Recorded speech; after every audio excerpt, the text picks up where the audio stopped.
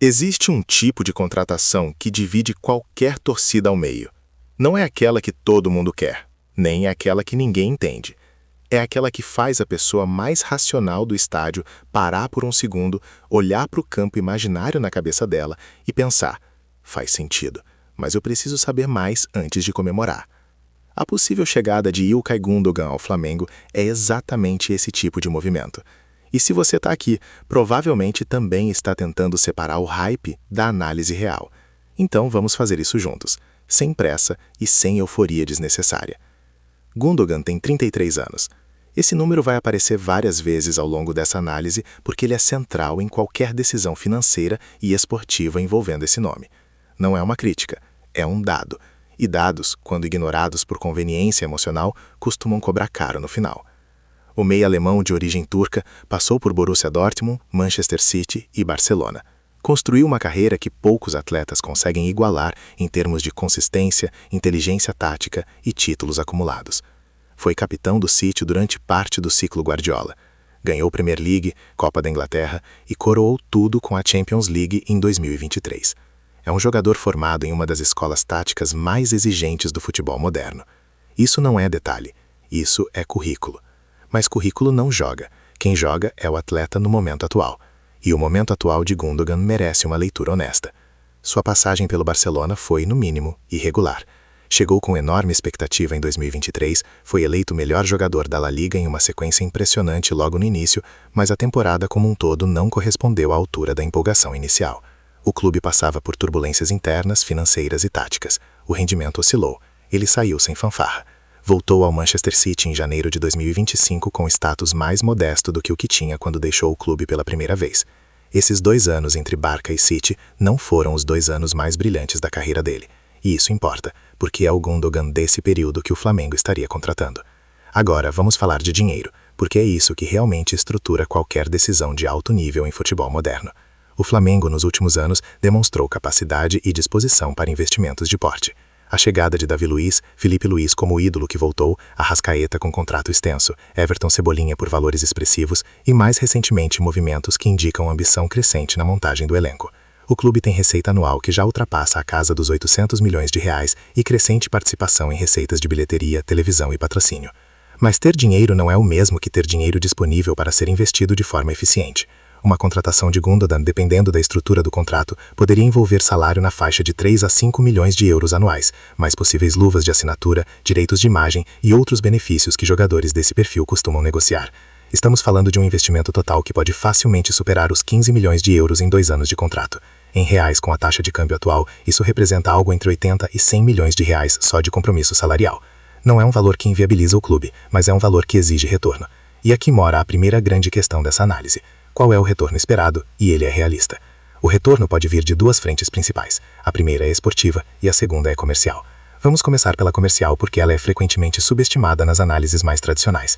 Gundogan é um nome de alcance global. Tem reconhecimento na Europa, na Ásia e nas Américas. Uma conta do Instagram com dezenas de milhões de seguidores, presença em conversas de futebol mundial e a associação direta com o ciclo vitorioso de Guardiola no City. Para um clube como o Flamengo, que tem ambições de marca internacional e que cada vez mais enxerga o mercado global como parte da sua estratégia de receita, trazer um nome com esse nível de reconhecimento pode gerar retorno em patrocínio, engajamento digital e visibilidade que não aparece no relatório tático, mas aparece no balanço financeiro no final do ano. Isso não é especulação ingênua. É o mesmo raciocínio que levou clubes brasileiros a trazerem nomes como Ronaldinho Gaúcho no fim de carreira para o Atlético Mineiro ou que motivou o interesse de clubes da MLS em jogadores europeus de alto perfil, mesmo quando a fase esportiva já havia passado do pico. A diferença é que Gundogan, aos 33 anos, ainda pode entregar futebol de qualidade. Não o mesmo futebol de 28 anos, mas futebol competente, inteligente e funcionalmente superior a boa parte do que existe disponível no mercado do Brasil.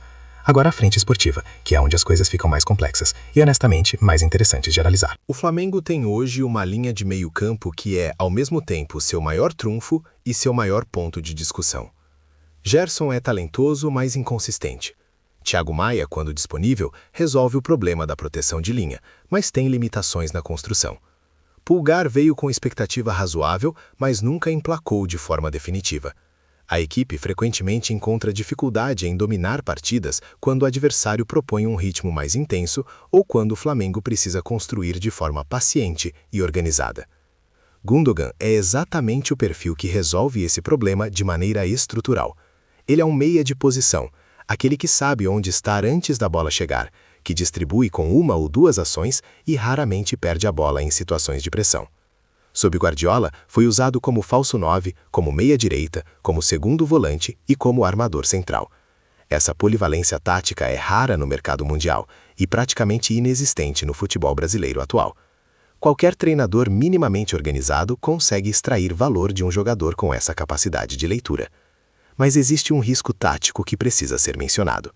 O futebol brasileiro, especialmente o Campeonato Brasileiro, exige fisicamente de maneira diferente da Premier League ou da La Liga. O ritmo é irregular, os campos são variados em qualidade, a viagem é constante entre estados e cidades, a pressão climática é outro fator. Jogadores europeus veteranos que chegam ao Brasil com reputação frequentemente encontram dificuldade de adaptação, não por falta de qualidade, mas por falta de preparação para a realidade do país. Isso aconteceu com nomes que, em teoria, deveriam ter dominado o campeonato e acabaram sendo lembrados mais pela expectativa que não se concretizou do que pelo futebol que entregaram. Gundogan, por outro lado, tem uma característica que pode mitigar esse risco. Ele nunca foi um jogador de alta intensidade física. Sua carreira foi construída sobre inteligência posicional, não sobre atletismo. Isso significa que a queda física natural da idade afeta menos um jogador do seu perfil do que afetaria, por exemplo, alguém que dependia de velocidade e potência. É o mesmo princípio que fez Pirlo jogar em altíssimo nível até os 38 anos, ou que permitiu a Xavi manter relevância no Catar. Jogadores que jogam com a cabeça envelhecem mais devagar do que jogadores que jogam com as pernas. Isso nos leva a uma comparação que eu acho importante fazer nessa análise. Dentro do próprio Flamengo, o jogador que mais se aproxima do perfil funcional de Gundogan é Arrascaeta. Não em termos de posição específica, mas em termos de como cada um deles organiza e dá sentido ao jogo ao redor. Arrascaeta é o pulmão criativo do Flamengo. Quando ele não está, a equipe perde uma dimensão de imprevisibilidade e conexão entre as linhas que nenhum outro jogador do elenco repõe de forma satisfatória. Gundogan não viria para fazer o que Arrascaeta faz, viria para fazer o que ninguém no elenco faz, organizar a posse, dar ritmo à construção e liberar os jogadores mais criativos para funcionarem com mais eficiência. Essa distinção é fundamental, não se trata de substituição, trata-se de complementação. Um meio-campo com Gundogan e Arrascaeta funcionando juntos, com um volante de proteção eficiente na base, seria talvez o trio mais sofisticado que o Flamengo já teve em termos de capacidade de controle de jogo. A questão é se o treinador que estará à frente do clube tem repertório tático para extrair o máximo dessa combinação, porque combinações assim exigem tempo de trabalho, paciência no processo e disposição para aceitar resultados menos explosivos no curto prazo em troca de um futebol mais consistente no médio prazo. E o Flamengo tem tido paciência com processos? Essa é uma pergunta que qualquer análise séria sobre o clube precisa enfrentar. A história recente mostra que não. Treinadores que não entregam resultado em semanas enfrentam pressão imediata da torcida e da diretoria. O Flamengo não é um clube que tem tradição de dar tempo para projetos se desenvolverem. É um clube que opera no calor do momento, com torcida apaixonada e impaciente, e com diretoria que frequentemente responde a essa pressão de forma reativa. Isso não é crítica, é característica. E é uma característica que pode colocar em xeque o aproveitamento pleno de um jogador como Gundogan, que precisa de sistema para render. Agora quero trazer um ponto que raramente aparece nessas discussões, mas que é decisivo quando se fala em investimento de alto valor em futebol: o custo de oportunidade. O que o Flamengo deixa de fazer ao comprometer um volume financeiro significativo em um único jogador de 33 anos. Esse mesmo investimento poderia ser dividido em 2 ou 3 contratações de jogadores mais jovens e com maior margem de desenvolvimento. Poderia ser aplicado na renovação de contratos de peças importantes do elenco atual. Poderia financiar a estrutura de base de maneira que gerasse retorno nos próximos 5 anos. Nenhuma dessas alternativas gera o impacto imediato de comunicação que a chegada de um nome como Gundogan geraria, mas algumas delas podem ser financeiramente mais inteligentes a longo prazo. A diretoria do Flamengo precisaria, portanto, ter clareza sobre qual é o objetivo central dessa contratação. Se o objetivo é ganhar a Libertadores nos próximos 2 anos, Gundogan pode ser parte importante da estratégia, porque o torneio tem um formato que favorece qualidade técnica sobre volume físico, especialmente nas fases decisivas. Se o objetivo é construir um elenco equilibrado e sustentável por um período mais longo, talvez o perfil e a idade do jogador não sejam os mais adequados para o momento. Essas duas estratégias não são incompatíveis, mas precisam ser geridas com consciência de que são objetivos diferentes que exigem abordagens diferentes. A Libertadores merece um parágrafo à parte nessa análise. O Flamengo tem perseguido esse título com uma consistência que poucos clubes brasileiros conseguiram manter. 2 conquistas em período relativamente curto mostram que o clube sabe montar equipe para o torneio, mas também mostram que a janela de competitividade máxima nessa competição é estreita. Times como River Plate, Atlético Mineiro, Palmeiras e outros fecham essa janela rapidamente quando investem de forma coordenada. Um jogador da experiência de Gundogan, acostumado a disputar Champions League em alto nível, traria para o grupo um tipo de mentalidade competitiva que é difícil de desenvolver por treinamento. Ele sabe como se preparar para partidas eliminatórias, sabe como gerenciar pressão em noites de decisão. Isso tem valor, e esse valor é difícil de precificar, mas não é impossível de reconhecer. Quero agora fazer uma comparação que vai soar estranha à primeira vista, mas que acho reveladora. Pense no que foi a chegada de Zico ao Flamengo nos anos 70. Não em termos de impacto individual, porque obviamente não existe comparação possível entre as carreiras, mas em termos de impacto sistêmico. Zico não chegou ao Flamengo apenas como jogador, chegou como referência de excelência que elevou o padrão de exigência dentro do clube e mudou a forma como os outros jogadores se percebiam. Há momentos em que uma contratação faz isso de forma independente do desempenho puro em campo. Ela muda a atmosfera, muda a autoestima do grupo, muda a percepção externa sobre o nível do projeto. Não estou dizendo que Gundogan faria isso na mesma magnitude. Estou dizendo que, em um momento em que o futebol brasileiro busca se reposicionar internacionalmente e em que o Flamengo tem a ambição declarada de ser o maior clube da América do Sul em termos de estrutura e receita, trazer um nome que foi capitão do Manchester City e parte do elenco mais vitoriosos da última década tem um valor simbólico que ultrapassa a análise puramente técnica. E esse valor simbólico, quando bem gerido, se converte em valor real.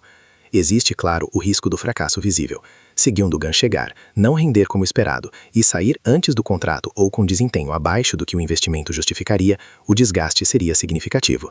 A torcida do Flamengo não é paciente com decepções caras, e a memória coletiva de contratações que não deram certo tende a ser mais duradoura do que a memória de acertos. Isso cria um cenário em que a pressão sobre o jogador seria intensa desde o início, o que por sua vez pode comprometer exatamente o tipo de adaptação tranquila que um veterano de 33 anos precisa para jogar o seu melhor futebol. É um ciclo vicioso que o clube precisaria ter consciência para evitar. A questão da adaptação cultural também não pode ser ignorada. Gundogan é alemão com origem turca, cresceu e se formou na Europa. Nunca jogou fora do continente europeu em toda a sua carreira profissional. Vir para o Brasil é uma mudança de vida, não apenas de clube. A língua, o clima, o ritmo social, a intensidade da exposição pública no Rio de Janeiro são fatores que afetam o rendimento de qualquer atleta, especialmente quando esse atleta está em uma fase da carreira em que a estabilidade pessoal é tão importante quanto a preparação física. Clubes que conseguem criar um ambiente de acolhimento real, não apenas de discurso, para contratações internacionais, têm resultados muito melhores. O Flamengo tem estrutura para isso, mas precisaria demonstrá-la de forma concreta. Pensando no elenco como um sistema, e não apenas em Gundogan como indivíduo, a contratação faz mais sentido em alguns cenários do que em outros. Se o Flamengo já tiver resolvido os problemas de profundidade em outras posições, especialmente na lateral direita e no setor ofensivo, então adicionar qualidade no meio-campo com um perfil tão específico seria um refinamento inteligente. Se o clube ainda precisa resolver lacunas mais básicas em posições de impacto direto mais imediato, então a hierarquia de investimento deveria refletir essas prioridades. Não é uma questão de Gundogan ser ou não ser bom o suficiente. É uma questão de onde o investimento gera mais retorno dentro da estrutura atual do elenco. Há também um elemento de timing que raramente recebe atenção suficiente. Gundogan está no final do contrato com o Manchester City, ou em situação que permite saída, o que significa que o Flamengo não pagaria a taxa de transferência. Em um mercado onde clubes europeus cobram valores absurdos por jogadores de nível muito inferior, essa é uma janela que não estará aberta por muito tempo. Se o clube tem interesse real, o momento de agir é agora. Esperar mais 6 meses pode significar que outro clube com projeto atraente ou localização mais conveniente entrou na negociação. O futebol de alto nível funciona cada vez mais em tempo real, e decisões lentas costumam ser decisões que chegam tarde. O que me parece mais honesto dizer nesse ponto da análise é o seguinte: essa contratação tem mais argumentos a favor do que contra, mas os argumentos contra são mais difíceis de resolver do que os argumentos a favor. A qualidade está lá, o perfil faz sentido para o futebol que o Flamengo quer jogar, o impacto comercial é real, mas a idade, a necessidade de adaptação, o custo de oportunidade e a impaciência estrutural do ambiente flamenguista são variáveis que podem fazer o investimento não render como o esperado, não por culpa do jogador, não por culpa do clube, mas pela combinação de fatores que é difícil de controlar completamente. O futebol, diferente de outros investimentos, não oferece garantias contratuais de desempenho. Você pode comprar o melhor jogador disponível no mercado e ele pode se lesionar na segunda semana. Pode levar 6 meses para se adaptar. Pode render 70% do seu potencial, e isso ser exatamente o suficiente para fazer a diferença em uma final, ou pode ser insuficiente para justificar o investimento na percepção da torcida. Essa incerteza não é argumento contra a contratação, é a natureza do negócio. E quem entende futebol como negócio sabe que a gestão do risco é mais importante do que a eliminação do risco, porque esse segundo objetivo é impossível. A leitura final que faço é a de que o Flamengo, se decidir avançar nessa negociação, deve fazê-lo com olhos abertos e expectativas calibradas. Não como o salvador que vai resolver todos os problemas do elenco, não como o nome que vai garantir a Libertadores por si só, mas como uma peça de qualidade comprovada, com um perfil raro no mercado brasileiro, que pode elevar o nível médio do time e contribuir de forma específica e inteligente para um projeto que já tem base sólida. Se a diretoria conseguir fazer isso, se o treinador tiver capacidade de inserir o jogador de forma gradual e funcional, e se o ambiente do clube suportar um processo sem cobrança imediata por espetáculo, a contratação pode ser lembrada como um dos movimentos mais inteligentes da história recente do clube. Se algum desses fatores falhar, vai ser mais uma história de nome grande que não se encaixou, e o futebol brasileiro tem muitas dessas histórias. A diferença entre um desfecho e outro raramente está no jogador, está na gestão do processo ao redor dele. E essa é uma responsabilidade que pertence inteiramente ao clube, não ao atleta que decidiu aceitar o desafio de vir jogar no Brasil. Fique atento ao desenvolvimento dessa negociação, não pelo barulho que ela vai gerar nas redes sociais, pelo que os detalhes vão revelar sobre o nível de maturidade da gestão esportiva do Flamengo. Contratações de alto nível são sempre um teste para o clube, tanto quanto para o jogador, e os melhores clubes do mundo são aqueles que aprendem a passar nesse teste com consistência.